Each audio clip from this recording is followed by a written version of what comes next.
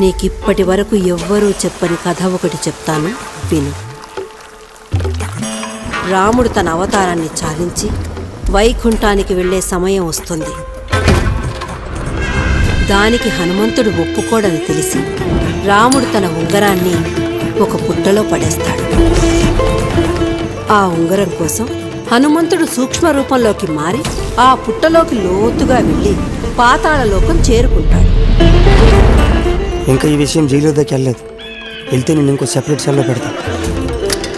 అక్కడి నుండి ఎటు వెళ్లాలో తెలియని హనుమంతుడికి వాసుకి దారి చూపిస్తాడు.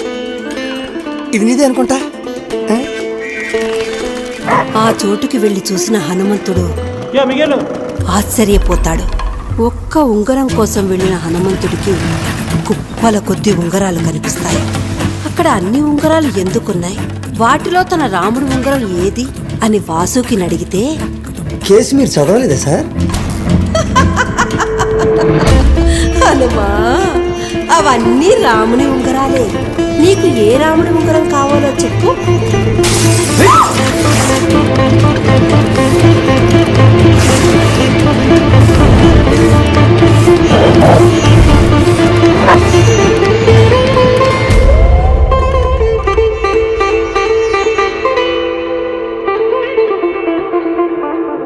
అదెలా పాసిబుల్ సార్?